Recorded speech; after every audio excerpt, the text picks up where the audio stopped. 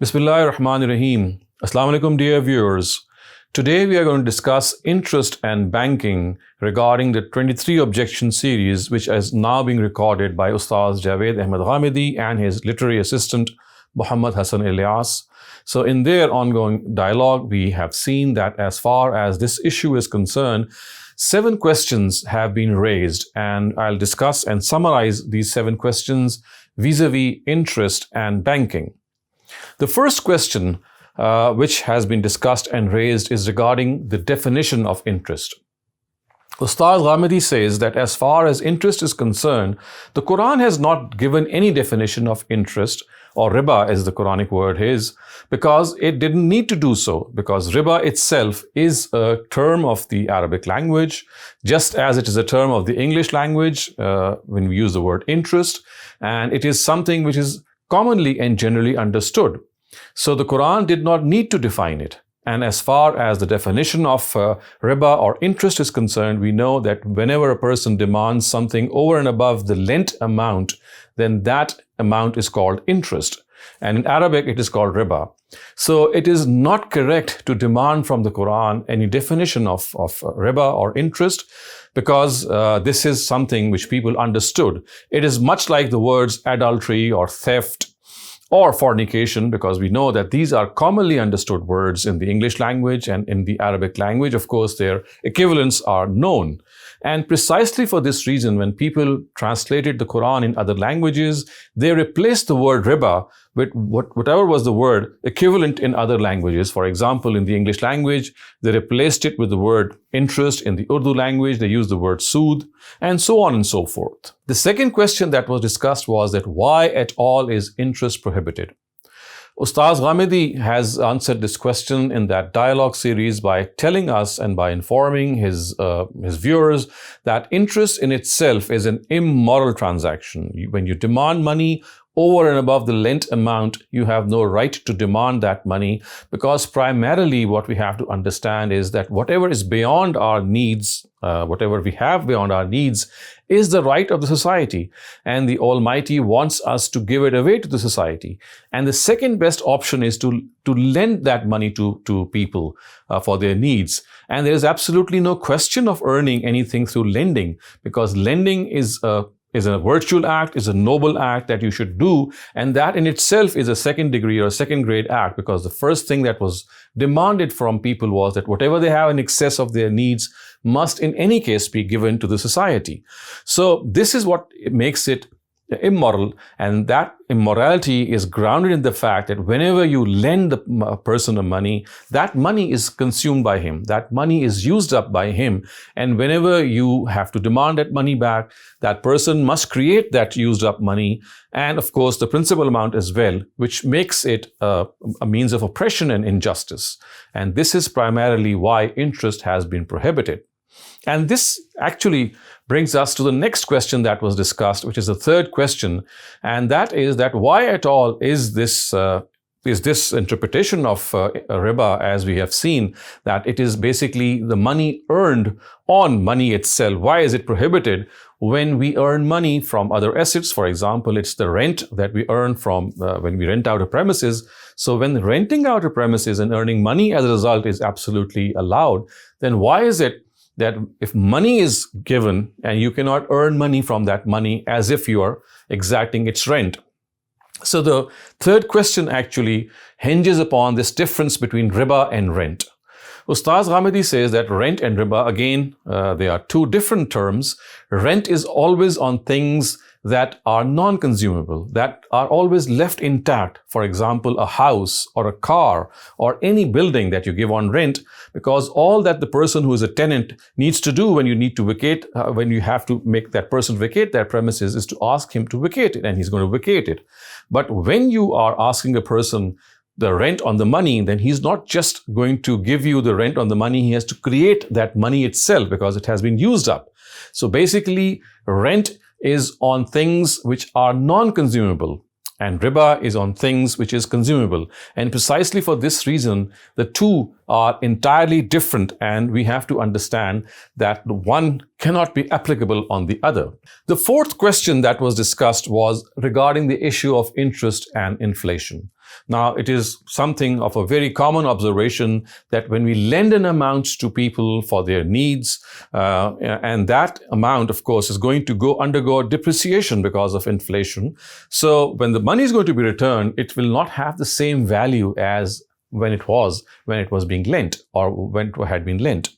So in this regard, if any inflationary adjustment is made, it is perfectly in line with the norms of justice. For example, if you lend currency, you can link it up to some solid commodity and then demand the same quantity as that commodity. For example, if you lend money, you can link it to gold, and then you can demand from that person that, well, when you return the money, you remain the same portion of gold or same weight of gold, and its equivalent in currency whenever the time of its return is.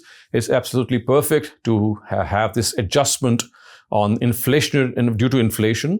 And we find this from the Quran as well, because the Quran says, La tazlimuna wa la tuzlamun, that there should be no harm done to the person who is also lending, which means that there should be no injustice which is going to be meted out to him. And of course, if this inflationary adjustment is not made, then he is going to be suffering for that. The fifth question that was discussed in this regard was regarding saving schemes. Now, as far as these schemes are concerned, these are schemes in which basically governments, they borrow money from the common user, from the common man, and then use it for their projects and return it back to the consumers or to the lenders in the proportion or in the ratio or in the amount that they deem appropriate. So Ustaz Javed Ahmed Ghamidi says that basically this is something which is interest, of course, although there is one element that is slightly different, and that is when a person who basically to whom you lend the money, he is the person who tells you the amount that you are going to be receiving. So the lender is going to demand the money from the borrower. But in this case, the borrower, which is the bank or which is the government, in fact, it's not doing so. So it's returning whatever is possible for the government. So yes, it's a loan. So in its spirit, it is still interest. But these saving schemes, they are more, I mean, if people like widows or people who are elderly, people who have no other means to earn, if they rely on these schemes, then of course this is something which they can benefit, but they have to remember that in their spirit, these are interest-based schemes, although they are not interest per se, but they are interest-based. And in their situation, if they are benefiting from them, then it is virtually because of the fact that they are under necessity or they are under compulsion. Now we come to the sixth question that was discussed amongst Ustaz Javed Ahmed Ghamidi and Muhammad Hassan Ilyas. The sixth question that was raised was against Ustaz Ghamidi's view, which he has professed in his book, Mizan, and also he has professed this, or he has expressed this in a number of his lectures, and that is that as far as paying interest is concerned, it is not proscribed, it is not prohibited. Of course, what is prohibited is the charging of interest, is to consume interest. That is what the Quran has prohibited. And in this regard, there are three verses of the Quran which are primarily presented by Ustaz Javed Ahmed Ghamidi in his discourse. And he says that in order for something to be prohibited, it has to be expressly prohibited by the Quran. In the case of paying interest, you'll find that there is not a single verse in the Quran which says so, that when you pay interest, you are doing something wrong. At all instances in the Quran, wherever interest is discussed, it's always the consuming of interest, the charging of interest, which is prohibited. And there are at least three verses which are very prominent in this regard, and you'll find it in all these three instances. It is the person who is charging interest, who is being proscribed, who is being told that this is something that you should not do. Paying interest, of course, is not discussed. Yes, there is one area, or there is one instance in Surah Baqarah where people who pay interest, they are also discussed, but not even in the semblance of any way, even in any insinuation are they told that they should not pay interest. So the first of these verses is in Surah Al-Imran, which is very known to every person who has read about this whole issue. It says, Ya ayyuhal lazina amanu la ta'kulu riba adha'afan mudha'afa.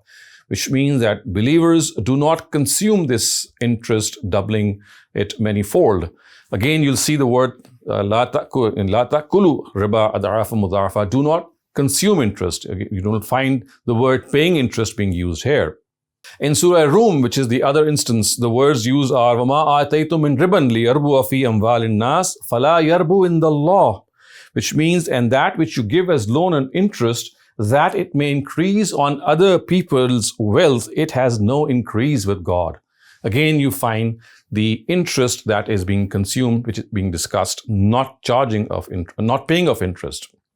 And the most comprehensive of these instances is in Surah Baqarah, in which the Quran again has said that as far as consuming interest is concerned, this is absolutely prohibited. So the words that are used in the Quran are الذين يأكلون الربا لا يقومون إلا كما يقوم الذي يتخبطه الشيطان من المس ذلك بأنهم قالوا إنما البيع مثل الربا وأحل الله البيع وحرم الربا فمن جاءه موعظة من ربه فانتهى فله ما سلف وأمره إلى الله ومن عاد فأولئك أصحاب النار هم فيها خالدون. The translation, as you can see, is being displayed on your screens. It says, those who devour interest will rise up on the day of judgment like the man whom Satan has driven to madness by his touch, because they claim that trading is like interest, and how strange it is that Allah has permitted trading and forbidden interest. Consequently, he who received this warning from the Almighty and desisted in obedience thereto, then whatever he has taken in the past belongs to him, and his fate is in the hands of God. And those who repeat the offense will be companions of the fire and will abide therein forever. Again, you can see how the Quran has compared the person who consumes interest to a person who has been made mad by the touch of Satan.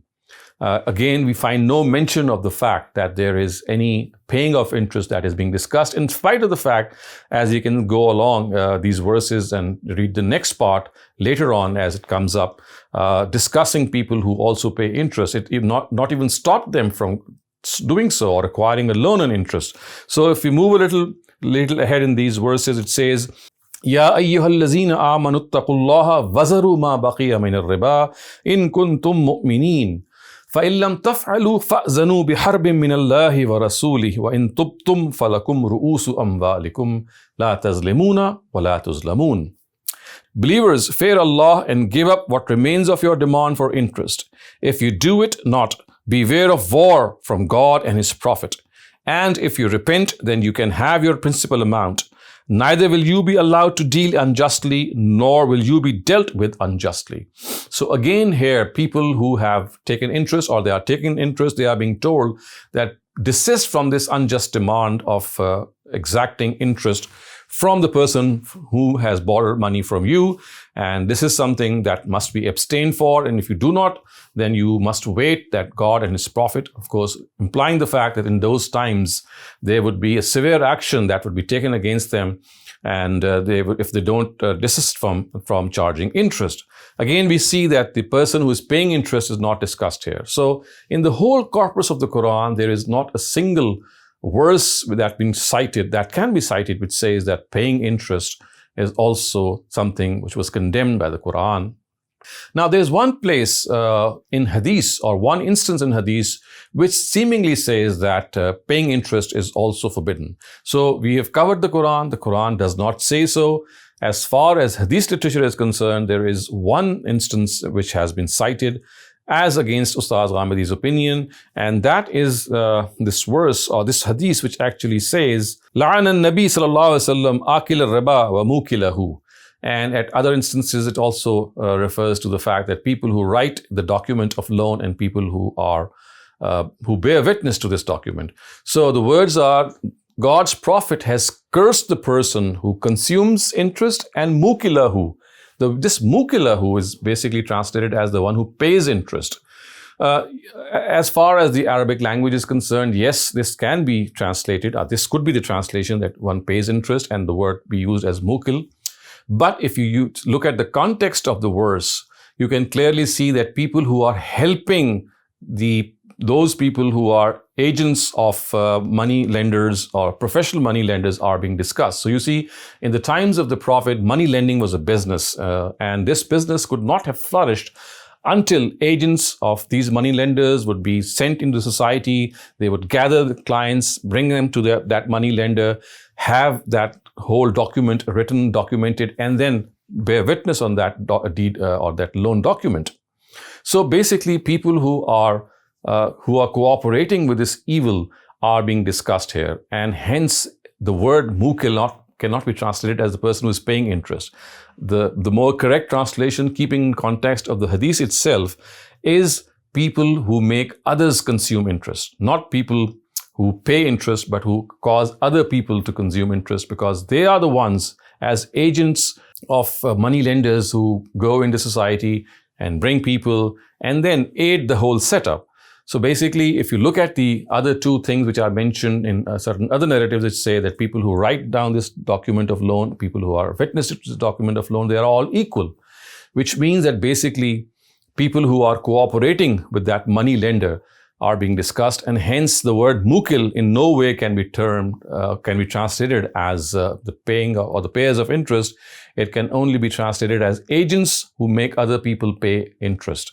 That is the correct translation. So therefore, there's no room for this narrative to be presented as evidence in favor of the fact that, yes, the Prophet also had proscribed or prohibiting the payment of interest.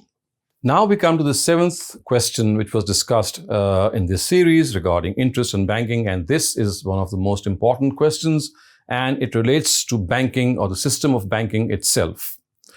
Ustaz Javed Ahmed Ghamidi is of the view that the current banking system is no longer the exact replica of the original banking system in which money lending was the primary motive, and in which money was lent to people and then interest was, as a result, accrued and it was collected by the bank.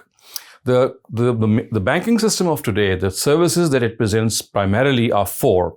So one of these services is that it gives loans for commercial projects. The second is that it gives loans for personal consumption. The third is that it gives us the use of the credit card in the form of course, credit that we can pay back. And the fourth is that it gives us this very big benefit of buying a house or an asset, could be a car or a house, on the basis of loan.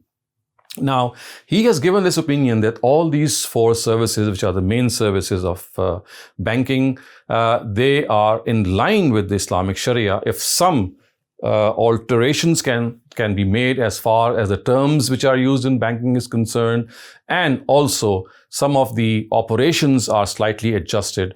And if this is done, that there is no need for a separate department for Islamic banking or a whole separate bank system to be evolved on the basis of Islam, because the current banking system can be molded into the system which is envisaged by religion or by Islam. So as far as the first of these services is concerned, which is giving loans on the basis of interest, the Ustaz says that this has to be immediately stopped. The practice of giving loans to people for their private consumption, barring for any inflationary adjustments, they should stop charging any interest, and they should be just given as a loan to these personal users. As far as the second of these is concerned, which is that in which you are financing a commercial project, in that case, if the financing is through the commercial project, then if the project that you are financing, if that has to be discontinued for any reason, then interest should not be charged in any way. And at the time that the whole business or commercial venture is discontinued, from that very day, any charging of interest must be immediately stopped, and only the principal amount should be taken back by the bank.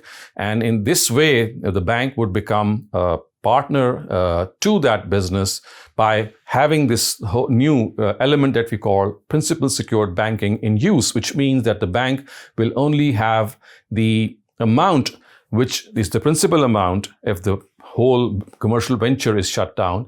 And when it is not shut down, that it can charge an amount which can be deliberated upon, which can be fixed on an approximate amount.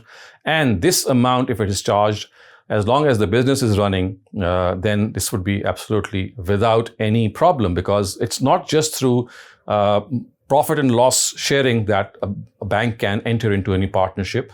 Another form of this partnership is this principal secured partnership, which means that the bank is financing that amount to the person or to the commercial venture. And that commercial venture, as long as it is running, is paying back the bank with an approximate profit. And as soon as it is shut down, then after that, no principal amount, except for the principal amount, no profit should be demanded.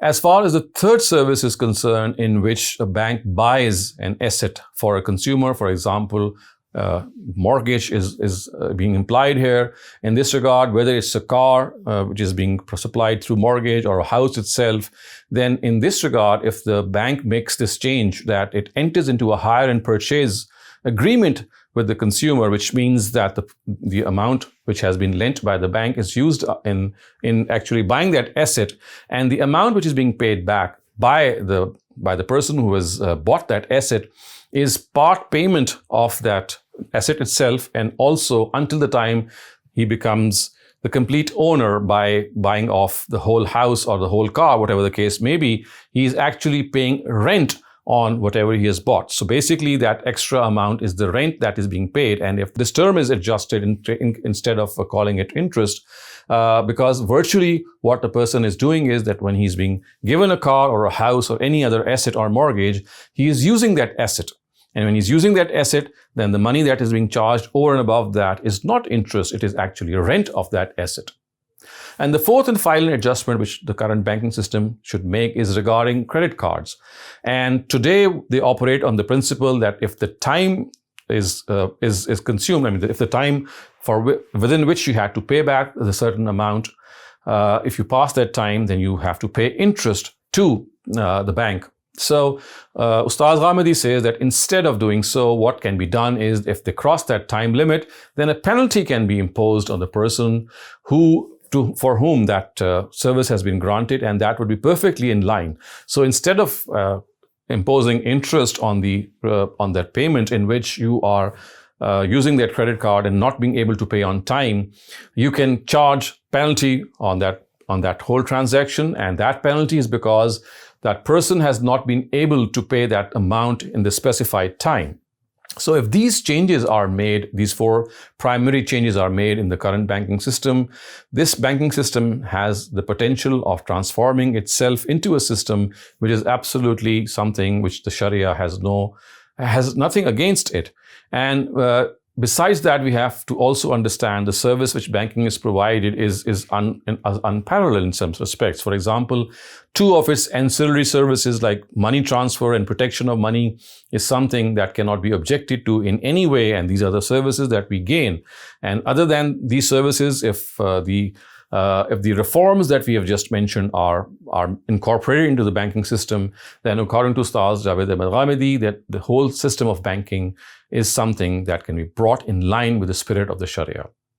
So this brings us to an end to this discussion. And as I've said, the 7 questions that we have raised and discussed and summarized are the ones which were discussed in this topic. And hopefully, if they are deliberated upon, we will get an alternative view of Ustaz Javed Ahmed Ghamidi on some of the areas of interest that have been presented.